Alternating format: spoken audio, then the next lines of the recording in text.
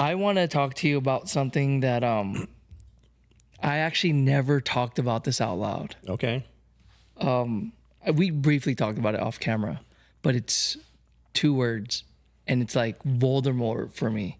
Like, you know, Harry Potter, Voldemort, like Yep. you don't say it. Yep. I'm not competing anymore, so it doesn't matter. Yeah.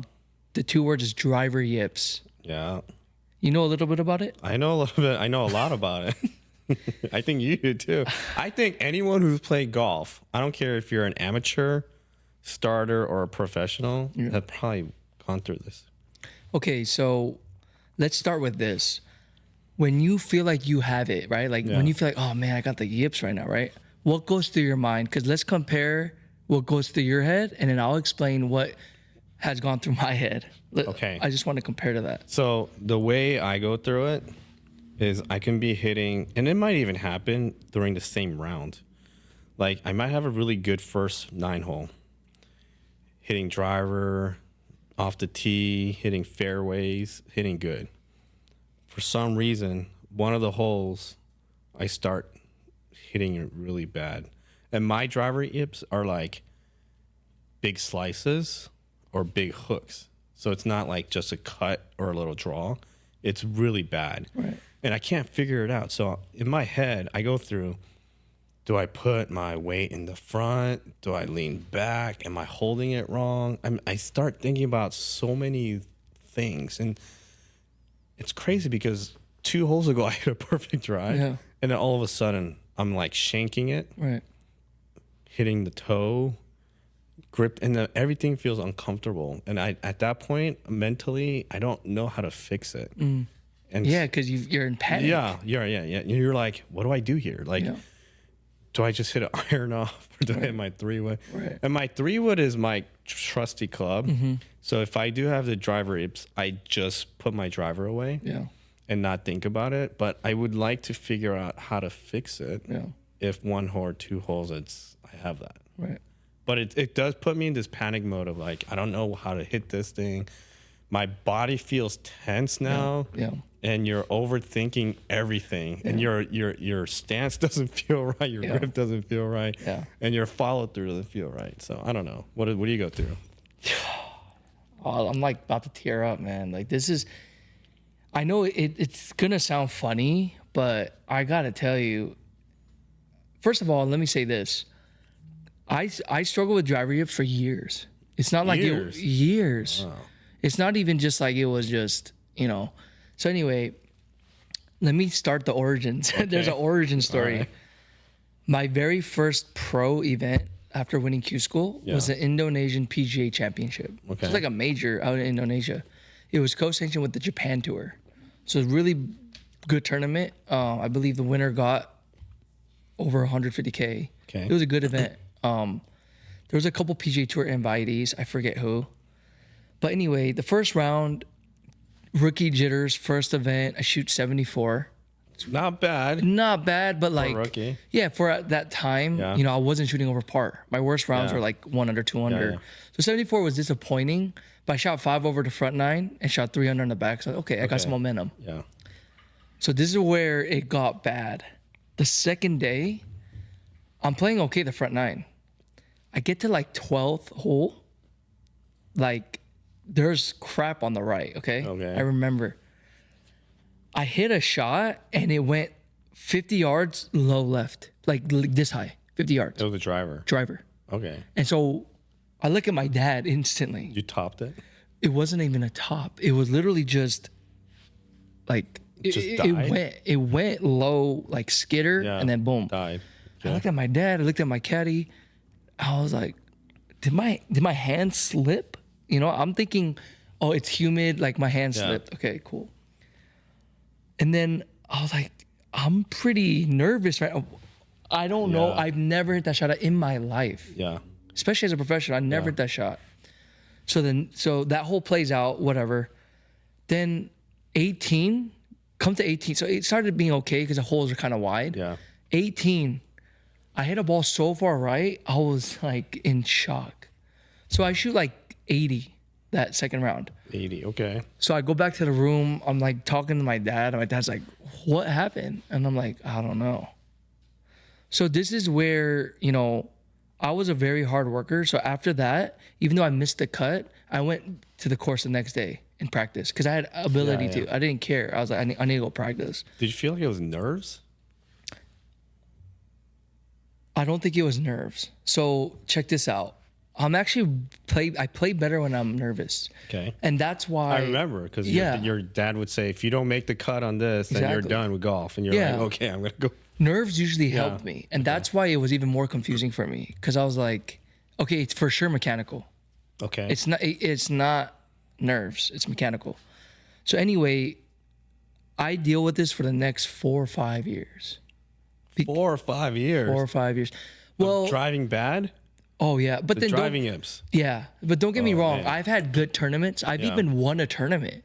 with the drive-in. Yeah. Oh, wow. Like, I'm not even joking. I've played events where it was like I shot 64 and I was scared to hit a tee shot every shot. Wow. But I shot and I won. Like, I'm not even joking. Crazy. And I've literally played in my head 1,000 different scenarios how I need to go about this. I tried everything. I tried a tournament where I play the ball off the deck.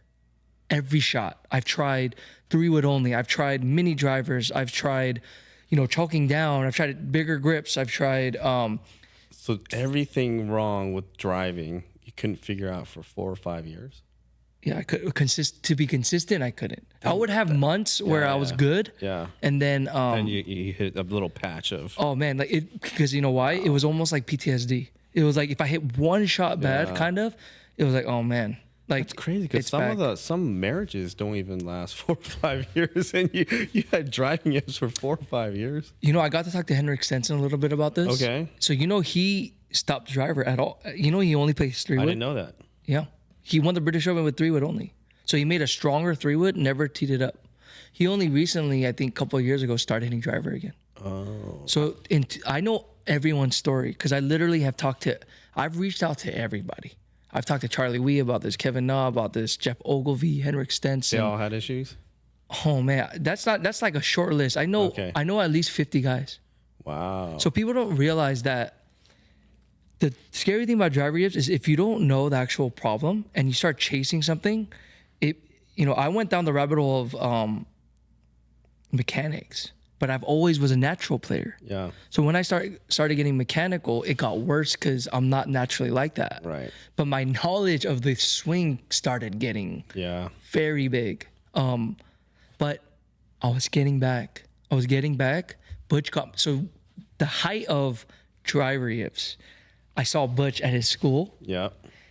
and I'll never forget this. The first hole, narrow hole, I take a 5-iron out, and Butch is like, "What are you doing?"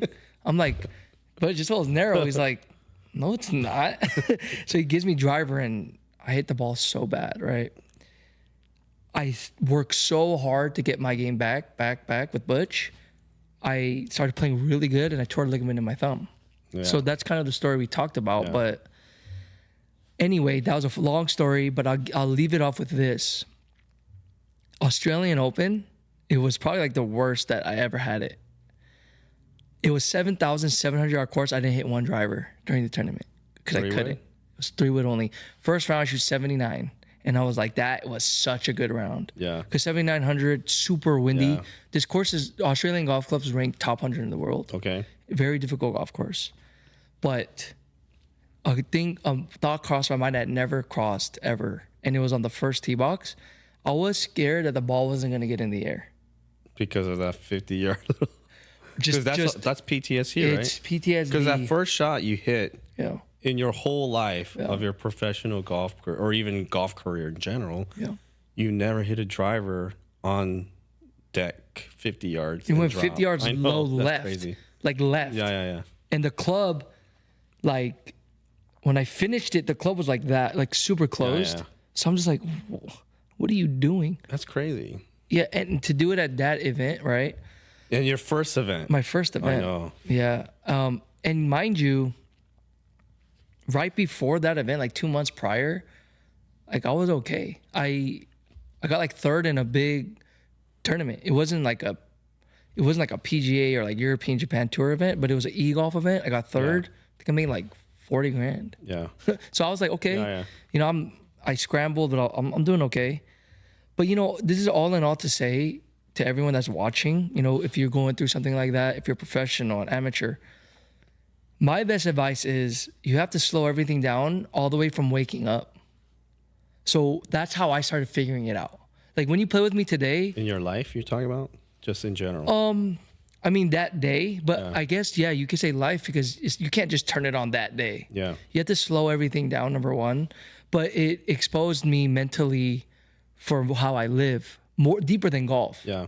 And I want to say I never would actually take that back, the struggle that I had. Because everyone has different struggles in their life. But for me, it was something that I dedicated my life to. Right. Every day since I was 15, 10 hours a day, work my butt off, didn't have a social life. And for me to have, at the time, I felt like such a loser. I felt like, dude, you wasted your life. That was the thoughts that I had, especially when I was injured. Yeah. I was like, you wasted your life. You're nothing. Like, what was that all that for? Right. And I was 26, 25. Yeah. Can you imagine? I'm 25, I didn't go to college. Yeah. I have no skill other than golf. You're like, and I'm here like, and teaching wasn't an option at the time. For me, it was like, I'm a player. Yeah. So all in all, I'm just here to say that, if you're going through a tough time with anything in life, there's always a light, if you choose to go that way. Because that year I started my brand. Yeah. Even though it was trash, I started it. But you started it. I started it. Yeah, you got to start somewhere. That's why I say today I'm here as like the most humble guy because I was a champion and it was stripped from me. One shot. Yeah. Like I catered to that one shot. It was stripped from me. Like I could go shoot 66 now, but that feeling, I never wanted to have that again. Right. And I know the little steps that it took to get to that point. And in my life now, I always address it. And I think part of it was me thinking my mechanics are fine. Right. Instead of always checking up on it, making sure that it's tight. Because once you're a champion, you think, I'm a champ. I won with what I got. But that's just not what it is. I learned that at 20, 21, very early. So yeah, that's my testimony. That was my therapy session right now. No, but that's good because a lot of people don't figure that out. And they think there's something wrong with them. There's something, but it's life is a struggle, whether it's your golf game, business or life.